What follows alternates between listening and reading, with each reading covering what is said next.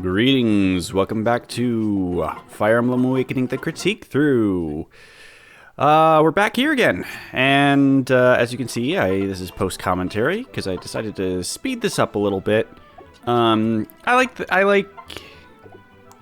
like showing everything, you know, or most everything, and this will give me some time to talk about some stuff, because I realized that if I'm just going to abandon pair up, or my rules about pair up, then that gives me way more options of beating this frickin' map. So that's mostly what I wanted to talk about. We'll see if I come up with anything else along the way. Oh, I just thought of something I also want to talk about. So yeah, that was a mistake there. So I know that I've been deliberately handicapping myself by not using pair up, and although it takes me a little bit, I do eventually get to a point where I beat this map, and it's really easy to say, oh, well, you're not using, you know, a central mechanic, therefore you didn't, you know, you weren't really playing the game it was meant to be played. And I wonder about that. I wonder if pair up was something that was decided, you know, very early. And if it was, how much of the game was built around that? Because there's people who think that at the very least, Maddening mode in Three Houses was built around there being Divine Pulse. Whereas... and so so like, the thieves popping up in Chapter 5, and having pass and all that stuff, and their ambush spawns and everything, that's the sort of thing where you can say, all right, well, it's fine that they, you know, kill your healer, because now you have Divine Pulse, you can go back and you can do it. And I wonder if something similar didn't happen here. You know, if so much of this game... I've called it thoughtless, and I do think it is thoughtless. Not rescinding that particular notion, but I wonder if the reason why the game is the way it is because of how they wanted to integrate pair up. Because this game really does seem like it's just meant to be kind of almost like a more traditional JRPG in a way. In that it's all about, you know, bigger numbers, and you've got a small group of people and they just take on everything, and, you know, you don't have to think too much, you don't have to worry too much, because if your numbers are big enough, then you can beat anyone, you know? Just pair up. We've got overlapping ranges, so you can't, you know, you can very rarely peel off, you know, the worst enemy. We also don't have that much enemy variety, because, like, if you look at the older games, there would still be unpromoted units on a map like this at this point. There might even be unpromoted units later on, because they were used as fodder, and that's great because it gives even under-leveled units the chance to contribute, especially if you're Iron Manning or otherwise haven't reset or want to make use of like a late-game unit like a Nest. This game doesn't have that. Awakening does not have that approach in mind.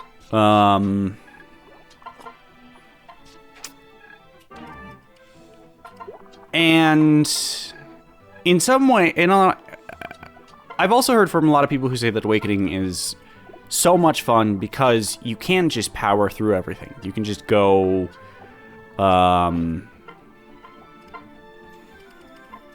you know, it's very easy to break it, and it's really fun to just find ways to do that.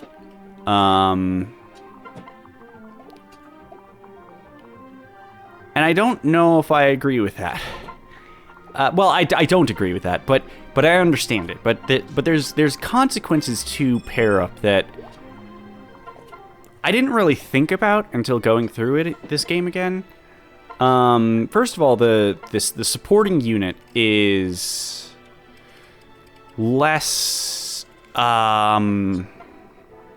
gains less EXP. Well, actually, first and foremost, pair up and the enemy phase heavy combat is seemingly designed for dark mages. You can buy Nosferatu. It doesn't slow you down at all. You get Vengeance, which has a higher proc rate than other offensive skills do. And if you have a unit if you have the unit paired up, then you get increased stats, and that will ensure that you can at least get one hit off, even if you're doubled, and you can probably take on handle the next one, and maybe you'll get a dual guard and things like that. So that's the first problem, that the class balance is fucked. Because even a unit you might want to use for defending, like a knight, isn't very good at it because there's a mix of different enemies. Usually there's going to be some magic enemies in there, and they have overlapping ranges. So unless you happen to get a knight that has very high resistance and or enough speed to not get doubled, you can't really make use of that. Especially, well, the mobility isn't too much of a problem because you could just pair them up with a highly mobile unit. And so this creates a feedback loop. So when I finally beat this map, my highest level units are Tharja and... Well, actually, no. The highest level units are Maribel and Lissa. But if they weren't... They were early promoted. So effectively, the highest level units I have are Tharja and Henry, which means that going for the next map, the best chance I have of beating the map is to rely on Henry and Tharja. And a game being designed around a feedback loop is not intrinsically a bad idea, or doesn't make for a bad game. In a similar sort of vein, XCOM is a game where your best units get better. What's it? I was thinking of another one earlier, another comparison. XCOM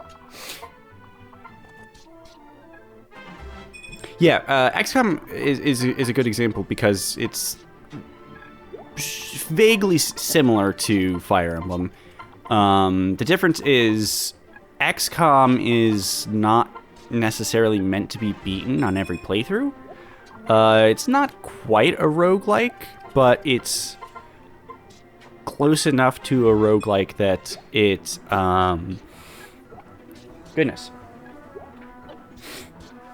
that you can entirely fail. And if you're playing Iron Man, or even if you're not, you can get into a position where you're just not good enough, and you have to learn to prioritize certain things above other things, and because you're just not doing enough damage.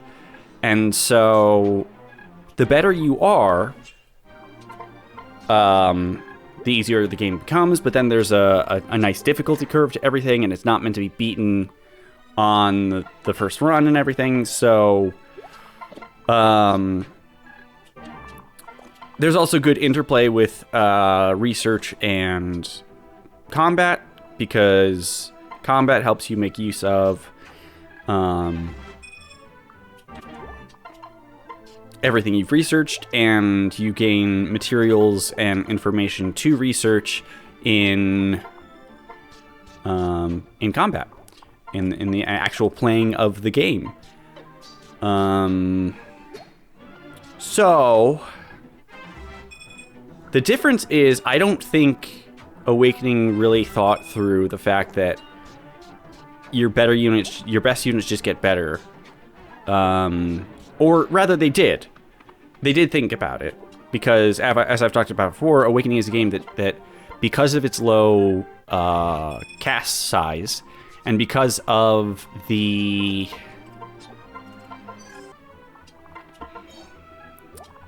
the way that child units encourage you to use many units to unlock more story content,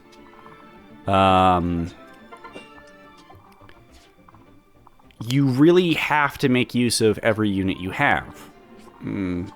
Okay, almost every unit you have. And as a result, having a system where, to coin a phrase, well, not to coin a phrase, but to use a phrase, the rich get richer, doesn't really play into that.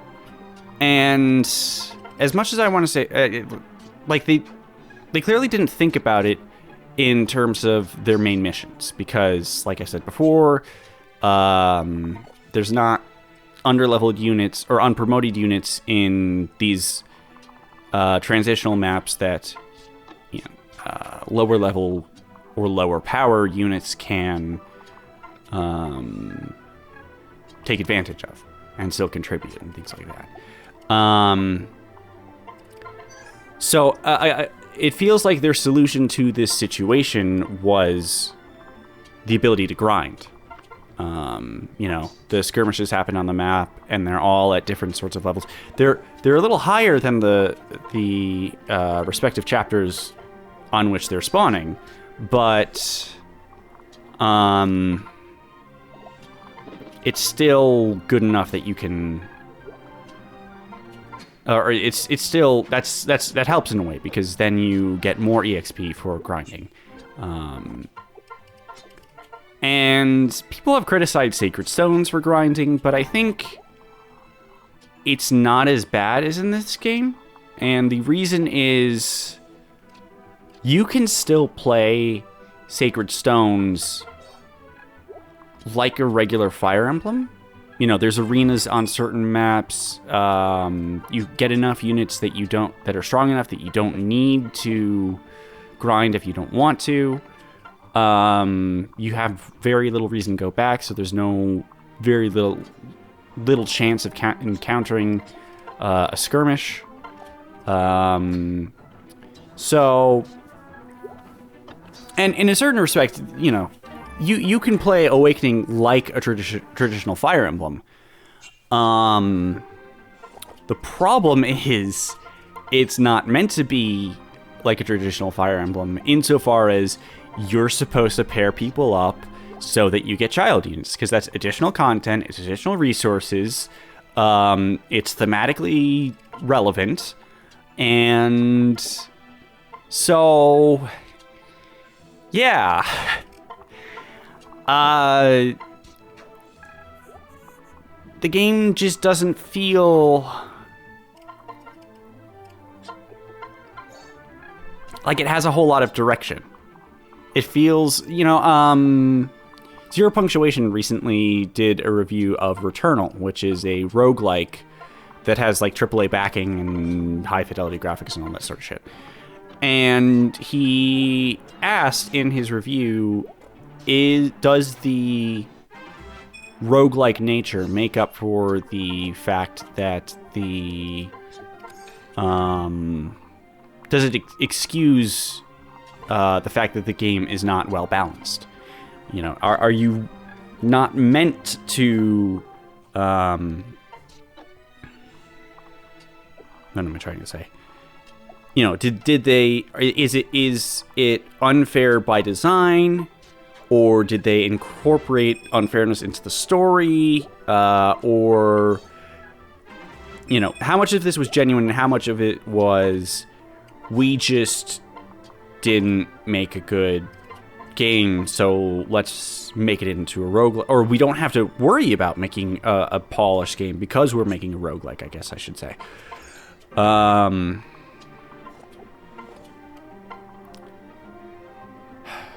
don't know if I have like a concrete conclusion to all of this. It's just so much of this game feels thoughtless. Because even if you say, oh, well, you have all these systems in play that help you get around the fact that the map design is shit, the game doesn't teach it to you. The game doesn't show you. It doesn't, if at best you can get a rescue staff from Donald's chapter and use it in the Maribel and Rickon chapter. Like, that's the closest you really get to a sort of mechanical tutorial for these extraneous systems. Everything else is very explicitly told to you, and then told to you again. You know, there's little tutorial tips. I don't know what. Oh, yes, I knew. I save stated here. I was not replaying this game over again. This took over an hour. So yeah, didn't want to do it all over again once I finally had a good enough run.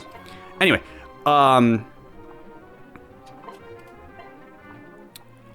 and, you know, previous Fire Emblem games have had this sort of problem. They don't teach you rescue, dropping, and advanced techniques like that. But that seems like a consequence of the mechanics, that there's a complexity to the mechanics that is not necessary, but allows for faster play, or if you're good enough, to get you out of certain situations. So,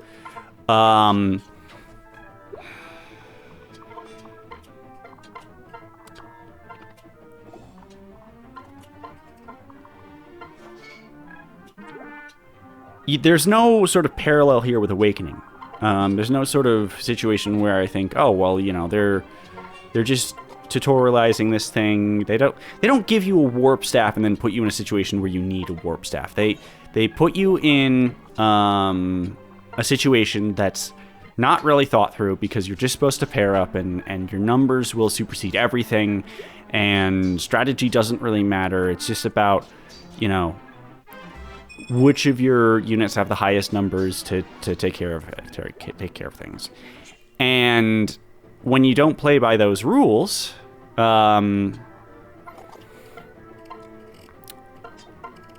you struggle, like I have been struggling. So yeah, I don't like pair up. I don't like how it's used. I don't like how it's thought through. I don't like it. It's not.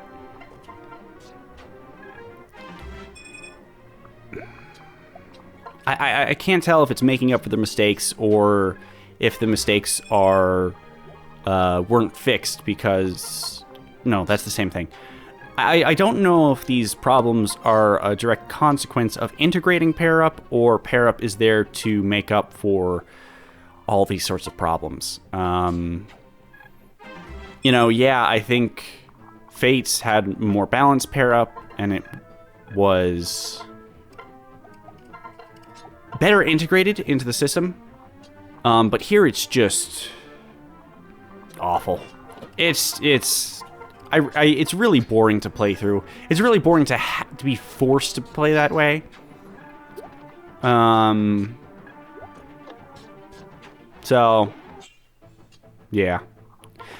I don't know if this made any sense. The last thing I wanted to talk about here is the boss. I don't even remember her name. It's something vaguely Greek sounding. People really have a difficult time accepting that one chapter bosses are one chapter bosses.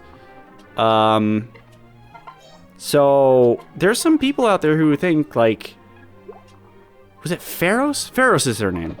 That, like, she was like some unsung hero of everything, and, you know, or like she should have been, like, she deserved better and all that sort of stuff, and I just don't see it. Sorry. She's a one chapter boss, and I didn't even know about her conversation with Chrom, which actually fleshes out a bit of her ideology. It's not enough to substantiate that. Like, it doesn't make up for it or anything, but if you're going to have a one-chapter boss with some kind of cogent ethos, don't hide that ethos behind a boss quote you may not do. So, yeah. Like, I think I slowed down for the thing right here.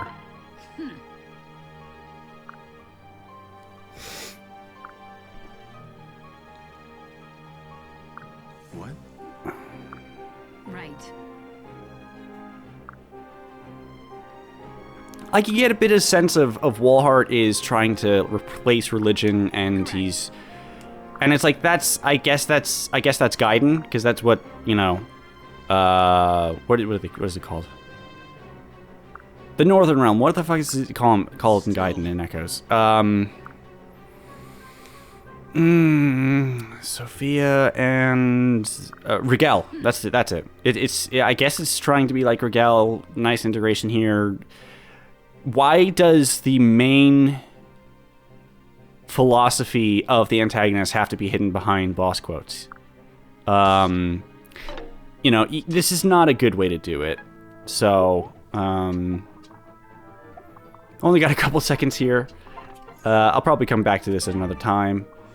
But, yeah, hopefully this sort of post-commentary isn't crap. Bye.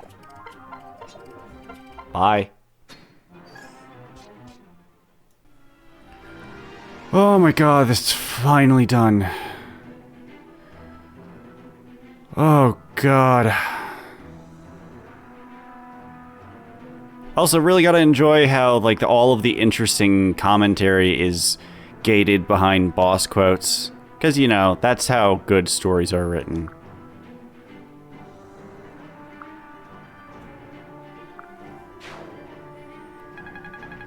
Oh my god. Jesus Christ. This map sucked.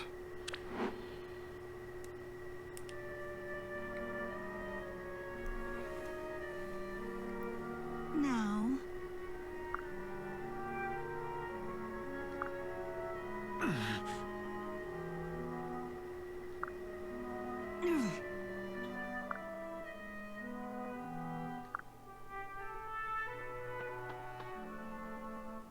Sire.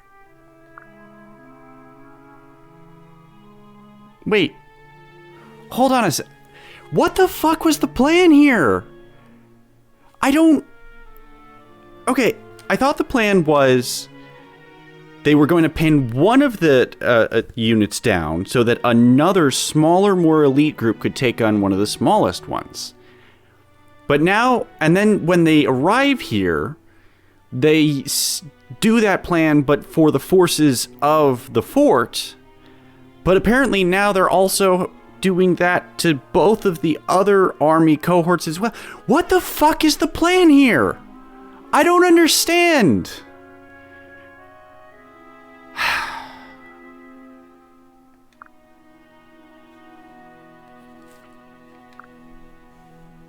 How do you mean? Oh, great. Please. Yes, sir.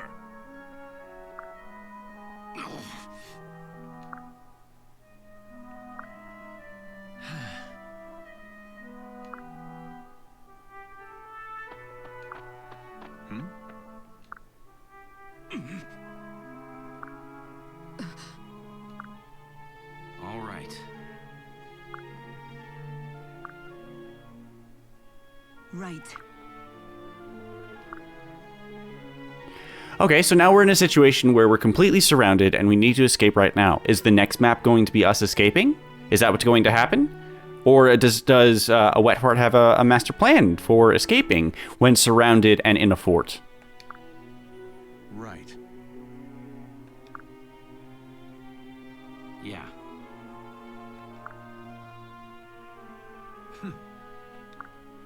Nay. Well... Okay. Okay. So your enemy numbers about 1 million.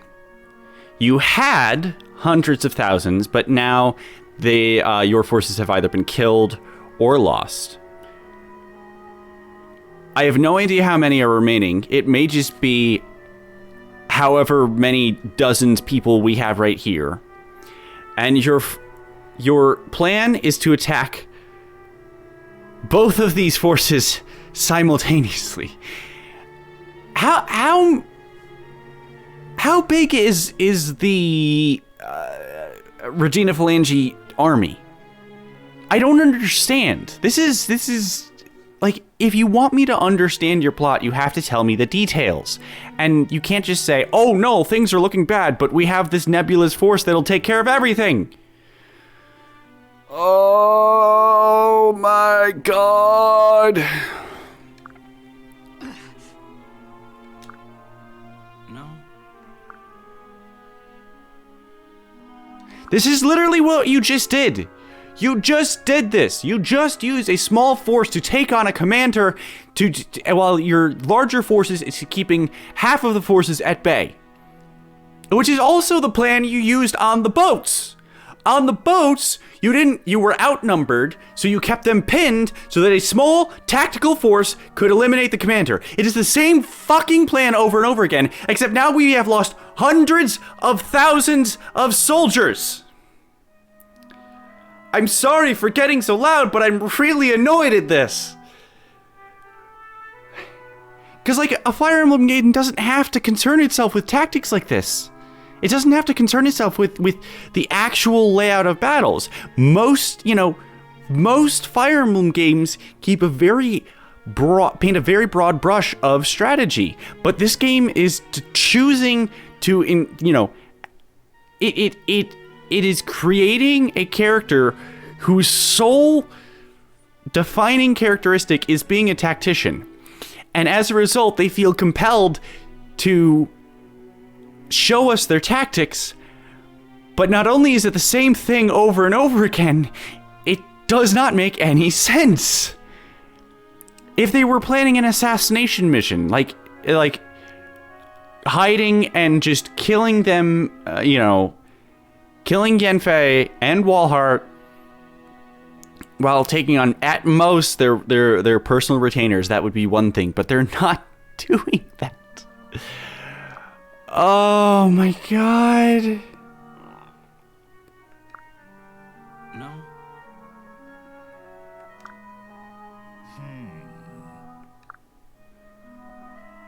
Really? All right.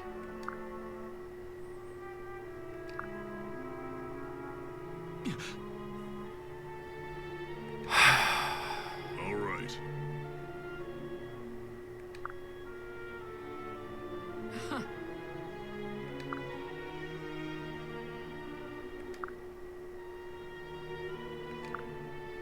Right.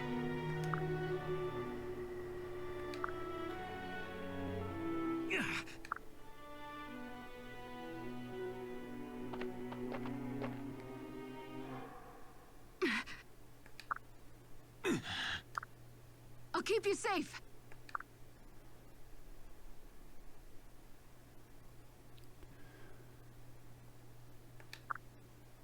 What? Oh, great.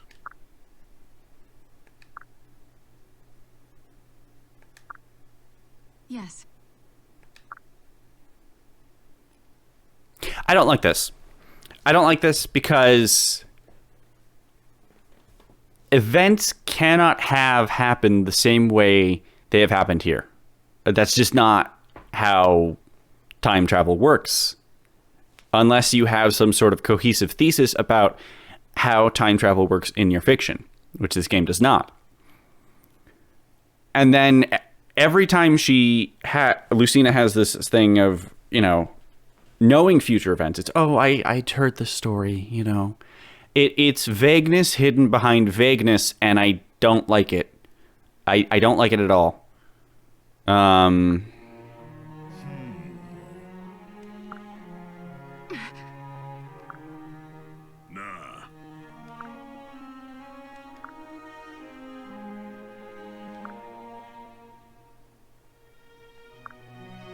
But don't you see?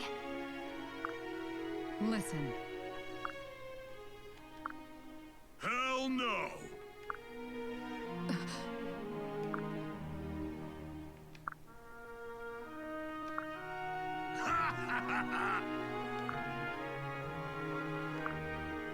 Yes. Isn't Chrom doing so much character work here? You know, he's really involved personally with the events, and they're changing him, and he just has such a big impact on the events.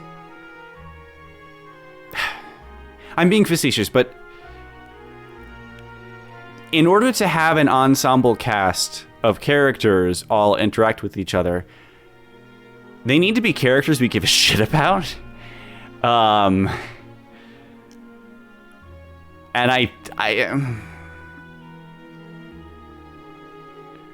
I guess simply being amusing, or simply having been there from the beginning, it may be enough for some people.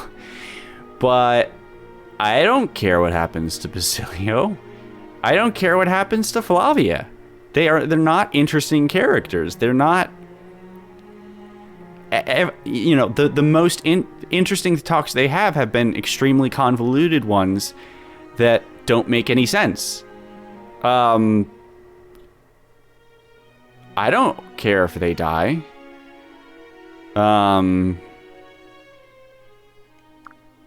Leave it to me. All right. Hold on. Don't you put any stock in this destiny hogwash.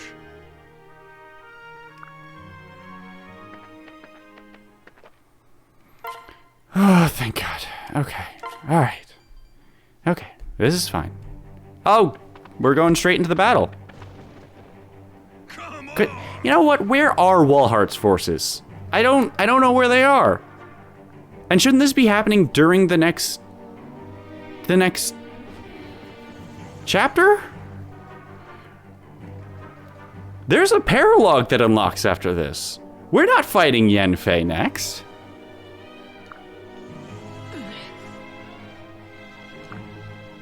Hell no!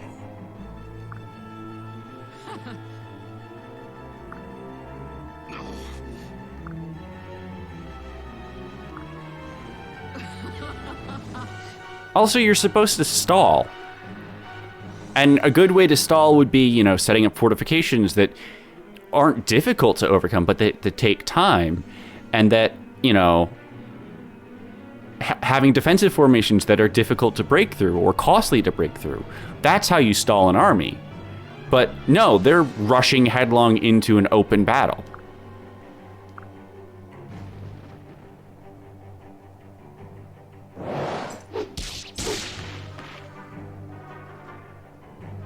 Hold on. What?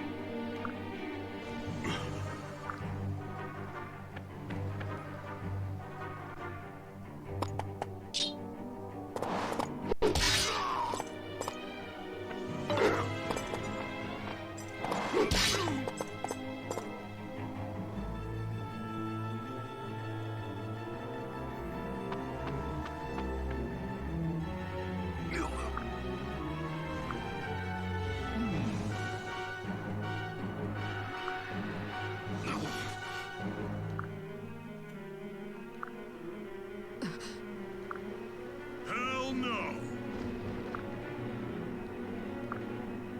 I think not.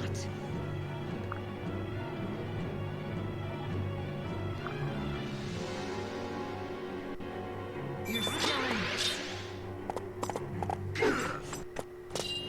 You know, I was going to complain about these battle scenes. Try this at home. Okay, now I am going to complain about these battle scenes because he scored a critical with 0.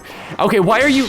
Okay, you've contrived a battle scene in which Basilio survives with 1 hit, and you can't bother to increase their criticals to reflect the fact that they both perform criticals in the battle sequence?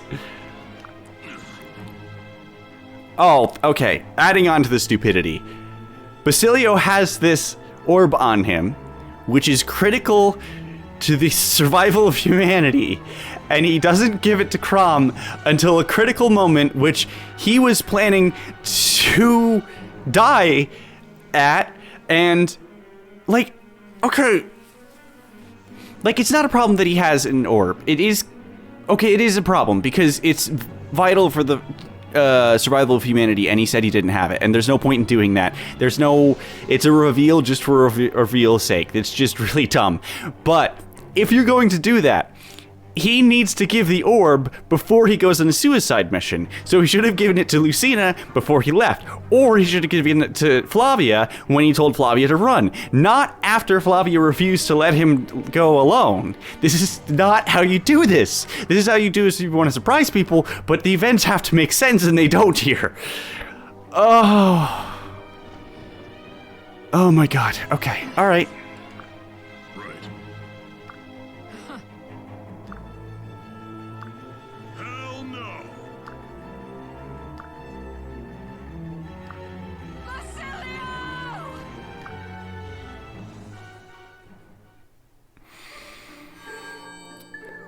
Oh boy, oh boy, oh boy, oh boy, oh boy. Wait. Where's the...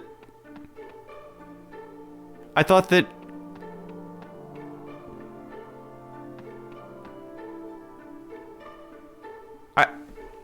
What? I thought the tiki... I thought the tiki one unlocked. It doesn't unlock now? Oh no. God damn it. Jesus Christ. Okay. Alright. Alright. Hold on a sec. Alright.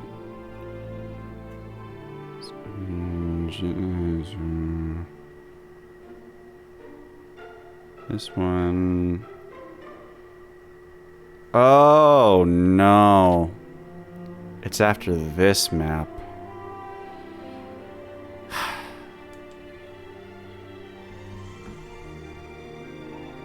All right.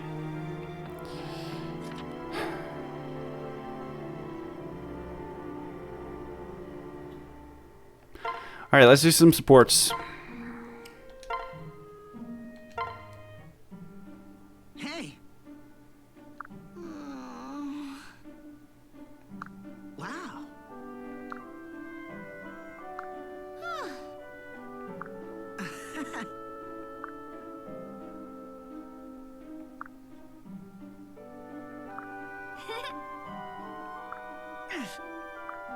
I'm sorry. No. Really?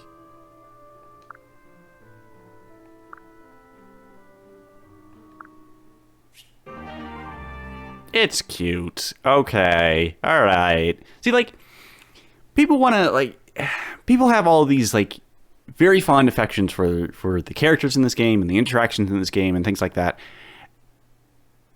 And I obviously share in it, just in a limited capacity. It needs to be something like that, where, you know, like seeing Henry's face change when Lissa lost her balance and him being really concerned for her and things like that. That's great. That's sweet. And it comes after, you know, genuine character moments where they've talked to each other and expressed different views, and they've you know, had this sort of back and forth with each other. That's cute. It's not, you know, female Robin, or sorry, a wet queef throwing potatoes at Longku. Like, that's not the sort of moments that I find endearing.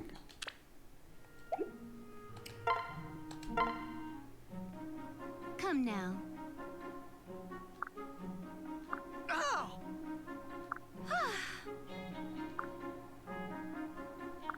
Huh? Again, real cute. 'Cause Donald is from a farm and he's not used to this sort of thing, and he's, you know, around a woman who is much more pampered than anyone he's ever met in his life prior to joining the army. What? And that's cute as well. He gets her flustered. See? That's how you do it.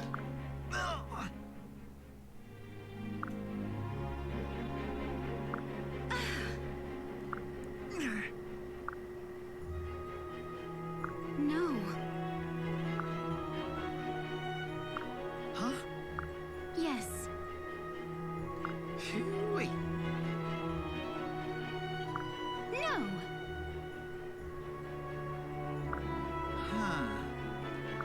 Well, Yeah.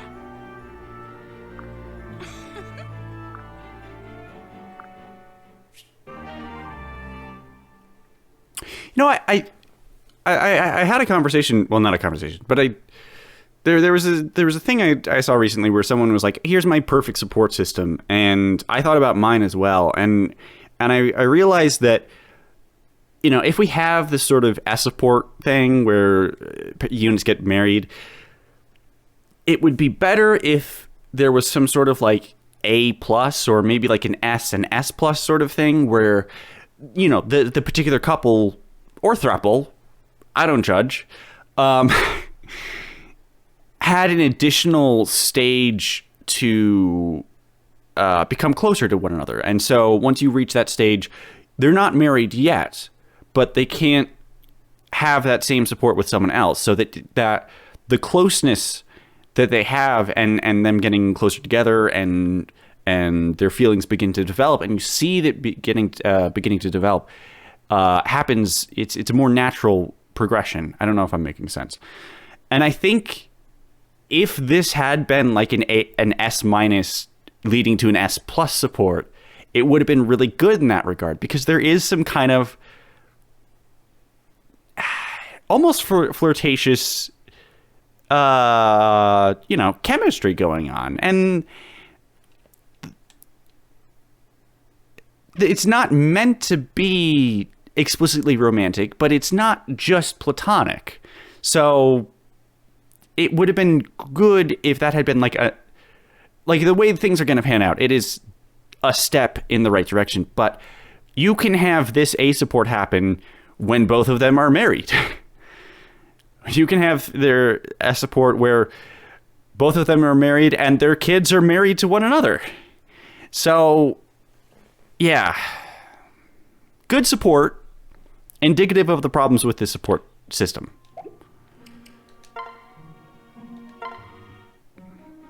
yeah. Really? Pretty much.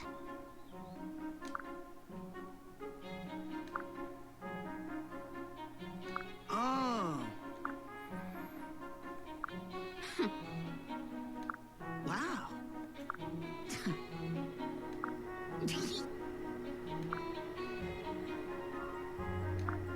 What?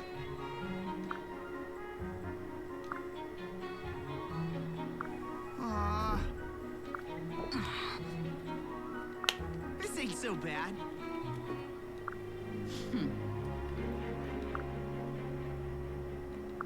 Yes, sir. That's fine. It's a good. It's good. You get to see them interact with each other, and their personalities play off each other, and they have sort of like knowledge of one another and backstory. And there's, yeah, that's good. That's how you write a support. If I may. So, No. what?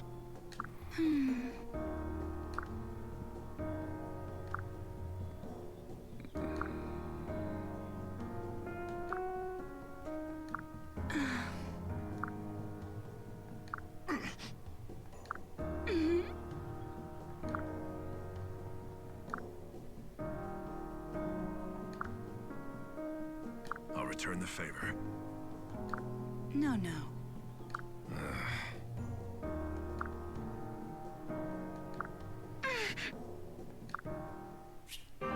Again, good support. It would be really great if this was sort of an accelerated support or one that was precipitated with some sort of base conversation, and you had incentive to do this one beforehand, and that completing this support chain would cause a change in Long Ku's behavior. That's how I would choose to write a character like Long Ku, but, you know, with the actual text of the support, that's a good one. Oh my god, we're finally done. Oh, Jesus. Fuck's sake. Oh my god.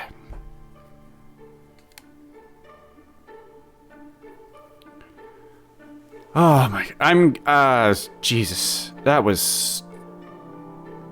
this has been just awful. This is really hard to play through. And I hope you're getting something out of this. Getting something out of me playing through this. And God. So yeah.